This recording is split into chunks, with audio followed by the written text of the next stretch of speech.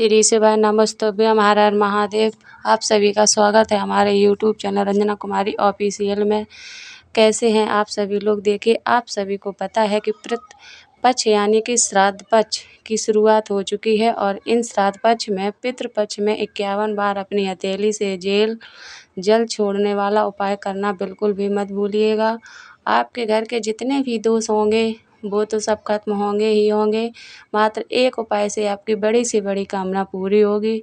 कोई आपकी दुकान नहीं चल रही है, फैक्ट्री नहीं चल रही है, बाल बच्चे आपके पढ़ाई लिखाई में ध्यान नहीं दे रहे हैं, बीमारियों ने घर बनाया हुआ है, बहुत सारी समस्या आपके परिवार में बनी हुई हैं, तो यह 51 बार जल छोड़ने वाला उपाय करने वाला दिन अब आ गया है।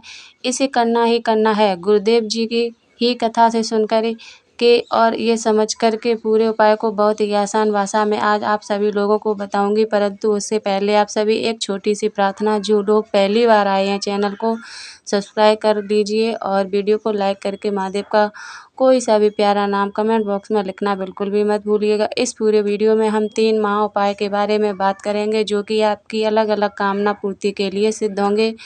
तो आप सभी को ध्यान से सुनना है, समझने की कोशिश करना है। लेकिन उससे पहले आप सभी लोग को एक विशेष जानकारी ज़रूर देना चाहूँगी। वो विशेष जानकारी यह है कि बहुत सारे लोगों को कन्फ्यूजन है कि इस बार के जो श्राद्ध पक्ष हैं उनकी शुरुआत कब से हो रही है, किस दिन में हमें कौन सा वाला श्राद्ध डालना है, और एक सबसे विशेष तिथि जिस दिन आपको 2 तिथियों के श्राद्ध डालने हैं। क्योंकि हर बार जो श्राद्ध पक्ष होते थे वो कितने दिन के होते थे, 16 दिन के, लेकिन इस बार के केवल 15 दिन के ही श्राद्ध पक्ष पड़ रही हैं। इसका मतलब है कि एक तिथि ऐसी होगी जिस दिन आपको 2 तिथियों का श्राद्ध डालना है। देखिए, पितृ पक्ष की जो शुरुआत हो रही है 2025 में, वो 7 सितंबर को रविवार से शुरू हो रही है और 2 रविवार को यानी कि 21 सितंबर 2025 के दिन समाप्त हो रही हैं। देखा जाए तो इस तरीके से आपके 15 श्राद्ध के पक्ष के दिन होते हैं, जिसमें से 7 सितंबर का जो श्राद्ध है उस दिन तो आपको कोई श्राद्ध डालना ही नहीं है, क्योंकि वो वाला जो दिन है वो वाला दिन काउंट नहीं होता है। अगर आप देखोगे उद्या तिथि के अनुसार तो जो श्राद्ध पक्ष की प्रतिपदा तिथि है वह है 7 सितंबर को रात्रि को 11:38 से शुरू हो रही है, जो कि खत्म होगी 8 सितंबर को रात्रि 9:12 पर। ठीक है, तो इस समय के दौरान जब आप देखोगे कि 8 सितंबर को आपको उदय तिथि के समय कौन सी तिथि पड़ रही है, प्रतिपदा यानी कि जो पड़वा का श्राद्ध है, प्रतिपदा का जो श्राद्ध है, जो आपके प्रतिपदा तिथि के दिन समाप्त हुए हैं, खत्म हुए हैं, उनके नाम का श्राद्ध आपको 8 सितंबर को ही डालना है। और यहीं से अगर आप देखेंगे तो 11 सितंबर 2025 के दिन जो श्राद्ध आपको डालना होंगे, चतुर्थी का भी श्राद्ध इसी दिन डालेगा, साथ ही साथ पंचमी का भी श्राद्ध इसी दिन डालेंगे। तो यह विशेष जानकारी आप सभी लोगों को देनी थी, तो इसी वजह से मैंने आपको ये सब कुछ बताया है। अब बात करते हैं हमारे पहले उपाय की। पहला उपाय है पूज्य गुरु जी ने कहा, तो उपाय के साथ कारण भी मैं बताऊंगी, तो अंत तक ज़रूर सुनिएगा। जैसे मान लीजिए कि आपकी कोई दुकान है ना, मान लीजिए आपकी कोई दुकान है, दुकान पर आप बैठे हैं, बहुत लंबे समय से बैठे हैं, लेकिन आपकी दुकान पर कोई ग्राहक नहीं आ रहे हैं।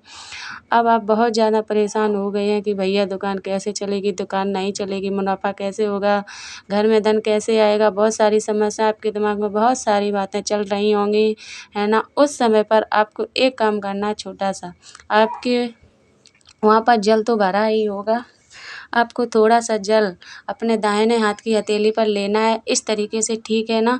दाहिने हाथ की हथेली पर थोड़ा सा जल लेकर उत्तर दिशा की तरफ मुख करके 1 बार, 7 बार, 11 बार, 21 बार, 51 बार आपको महादेव जी का एक बहुत प्यारा सा नाम है जो कि है कुंदकेश्वर महादेव। कुंदकेश्वर महादेव का स्मरण करके इस जल को आपकी दुकान की जो चौखट है बाहर, उस चौखट पर जाकर के छींटा देना। गुरुदेव ने कहा 20 मिनट के अंदर अंदर आपको इसका असर दिखाई देने लग जाएगा, ग्राहक आना स्टार्ट हो जाएगा। पूज्य गुरु जी का बहुत अद्भुत और अचूक उपाय है, ज़रूर कीजिएगा। और यानी यही नहीं, अगर आपके घर में धन की आवक रुक गई है, घर में धन आ ही नहीं रहा है, अनावश्यक खर्चा बहुत ज़्यादा हो रहा है, परिवार में क्लेश बहुत ज़्यादा हो रहा है, समस्या की समस्याएं बनती चली जा रही हैं, तो गुरुदेव ने कहा जो विशेष तिथि पड़े, अब विशेष तिथि भी कौन सी, सोमवार हो गया, प्रदोष हो गया, शिवरात्रि हो गई, अमावस्या हो गई, अष्टमी हो गई, एकादशी हो गई, जो भी विशेष तिथि पड़े, सुबह उठकर नहा धोकर बस एक काम करना स्टार्ट कर दीजिएगा। थोड़ा सा जल अपने दाहिने हाथ की हथेली पर लेकर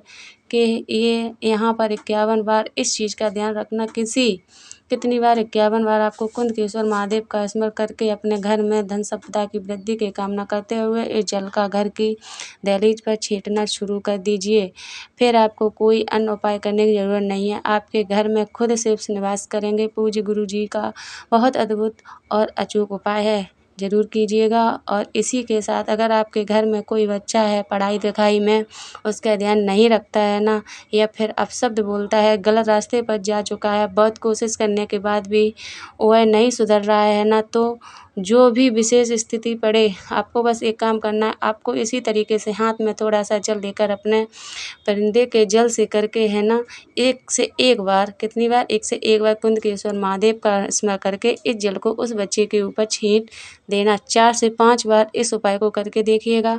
आपका बच्चा सीधा लाइन पर आ जाएगा, पढ़ाई लिखाई में उसका मन लगेगा, शब्द बोलना बंद कर देगा और सही रास्ते पर आ जाएगा।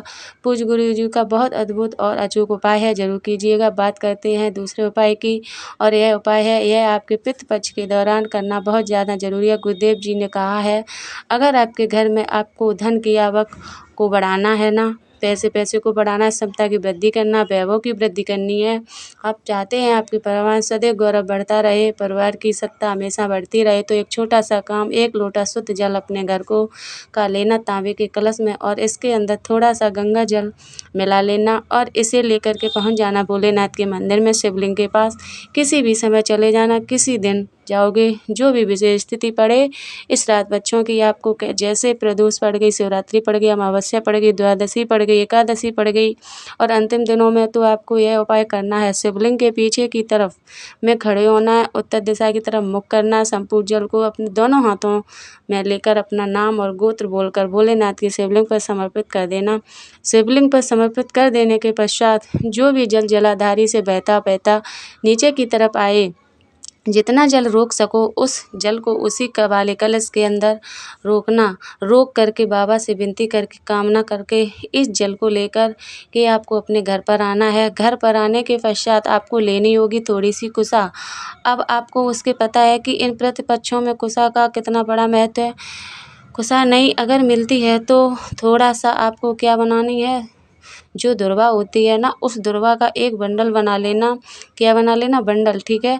उसी दुर्वा के बंडल से या कुशा से इस जल को आपको अपने पूरे घर में चौखटों पर है ना, जितने भी कमरे हैं सभी के चौखट पर, दुकान है, व्यापार है, उसकी चौखट पर छींटा देना है।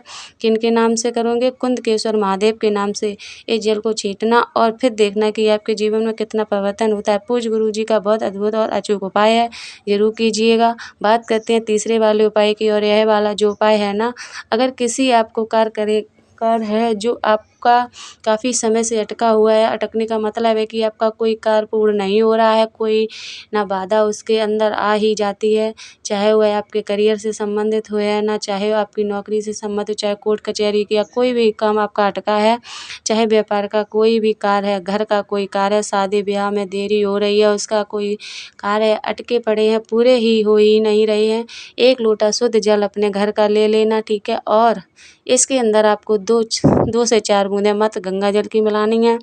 इस चीज़ का ध्यान रखना, इसी वाले जल के अंदर मिला लेना।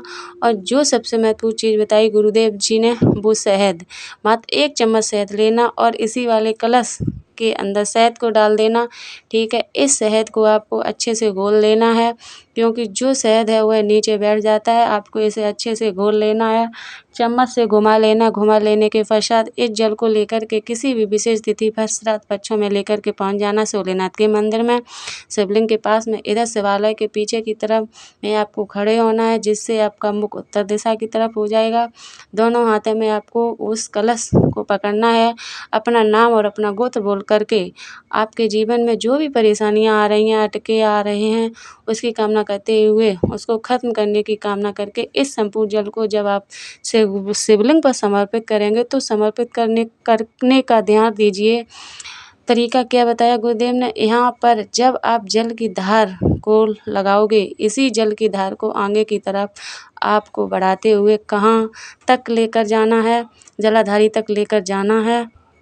कहाँ तक लेकर आना है? जलाधारी तक इस जल को यहाँ पर समर्पित करना। हो सके तो थोड़ा सा जल जलाधारी से नीचे गिरे उसे दाहिने हाथ पर रख के अपने ऊपर छींट लेना। गुरुदेव ने कहा यह जितना भी जल जलाधारी से बहकर नीचे की तरफ में आकर गिरेगा ना, आपकी सारी समस्याएं जितनी भी बाधाएं आपके जीवन में आ रही हैं वह हमेशा के लिए खत्म हो जाएंगी। पूज्य गुरु जी के सभी उपाय बहुत ही ज़्यादा खास और अद्भुत हैं। जरूर कीजिएगा। वीडियो पसंद आए तो लाइक करना, चैनल को सब्सक्राइब कर दीजिएगा। मैं आपसे मिलती हूँ अगले वीडियो में। अब तक के लिए ओम नमः शिवाय, हर हर महादेव, जय महाकाल, जय शिव शंकर, श्री शिवाय नमस्तुभ्यम।